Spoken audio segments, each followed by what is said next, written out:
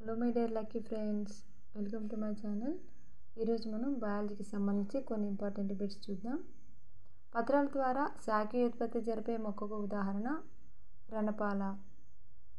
ద్వికక్షియుత పరాగకోశంలో ఉండే పిప్పోడి గదుల సంఖ్య 4. పరాగకోశంలో ద్వికేంద్రిక స్థితి కలిగిన కణాలు టపేటం. ఫలదీకరణ పూర్తయిన తర్వాత ఫలం, విత్తనాలు ఏర్పరిచే పుష్ప నిర్మాణాలు ఏవి అంటే అండాశయం, అండాలు.